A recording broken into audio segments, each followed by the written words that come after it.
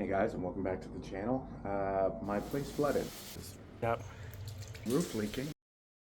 So in this video we're going to take a quick look at what you might want to pack if you're on the go as a developer slash content creator. I guess a dog that is prone to chasing reflections is obviously the first thing you want to do. Right now my laptop is backing up to a Time Machine SSD just because you never know, like you misplace your laptop or lose your laptop or it breaks or you drop it or whatever, like stuff happens. So Time Machine is a really good way to keep your stuff backed up, and on Linux you have snapshots, on Windows you have like whatever Windows have. There's always a way to keep things backed up, and I definitely recommend you do that. So I picked up 4 of these last year when they went on sale on Black Friday. These are 2 terabyte rugged SSDs, the T7s by Samsung. So they're very snappy, very quick. Basically, I've been using them to back up a lot of local LLMs, which actually there's a video coming up on that relatively soon, hopefully this week.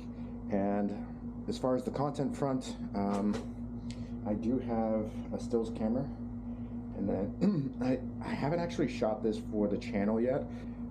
This, towards the end of the pandemic, was kind of my favorite camera. I got rid of my Red camera, which is kind of a more expensive, bigger camera, to fund a trip over to this coast. So this one is left over from that. Dongles, I don't normally carry all of these. They were just on my person, not necessary, but it's definitely useful. Like some of these are, you know, Ethernet ports. If you happen to be at a hotel that has Ethernet, you could plug into that. Or in my case, I do have a portable router, which is not here right now, but a portable router will help so you can do things like have a personal VPN, hook up devices without needing to reconnect them over and over and over again. You connect the portable router to the hotel Wi-Fi, and then everything else just connects to that, and it's super straightforward. The GL-iNet is probably the one I would recommend because it's the one I have. I think it's the Barrel 1300, something like that. I think there's a new one now actually that's black and a little bit more round. As far as actual internet, I don't normally use the hotel internet. I have 2 options for that. This is the T-Mobile Home Internet, and that is $50 a month. It's unlimited.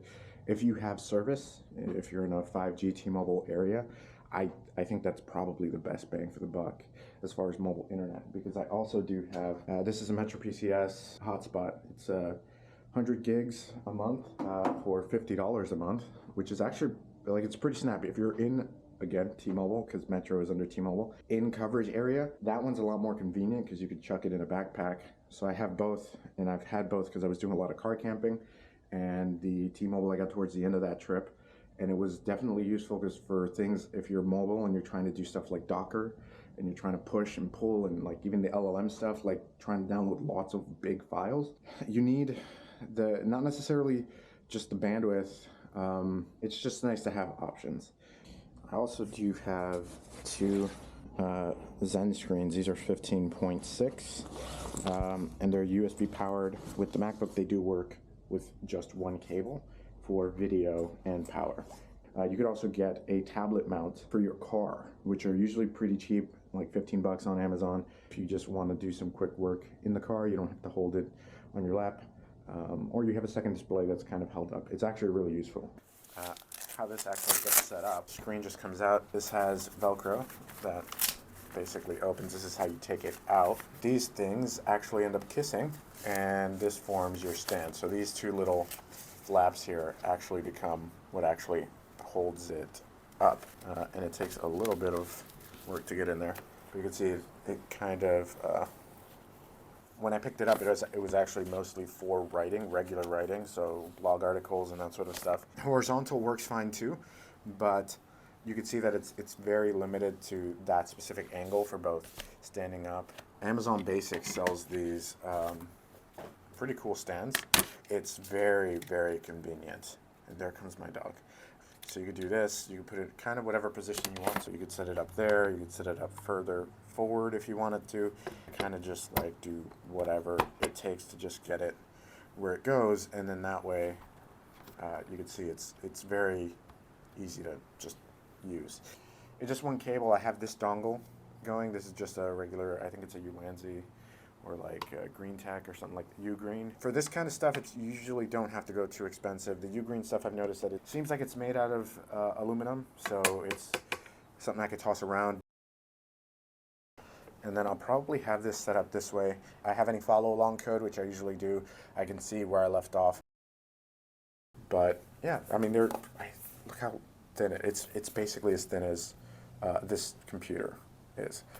So not as thin as this monitor, obviously, but like it needs more stuff in there. So, and then the other one I don't always use because as you can see, this is kind of already a lot. This is pretty much what I'll do at like a coffee shop if I need a second one. But the other one is useful if you're at a hotel and you do have the room for it, because then if you need Slack open, you can have code here, and then you might have another one that's Slack. I don't think necessarily you need more than two. So I think those are the main things. You don't really need too much else. You need internet, you need storage, and then as far as content creation, you need whatever it is you're recording. This right here is the Insta360 X3. And the nice thing about that is it's probably my favorite even over the Blackmagic, because of the fact that, well, A, the best camera that exists is the one that you have at your disposal. And then B, it serves so many functions because it's an action cam, but it's also a webcam. And then you could do single lens like this. So 360-degree stuff, doing fitness stuff, it actually works very well for that. Not only does it work as a vlogging single camera thing, I can put it on this tripod. So it's a selfie stick / tripod.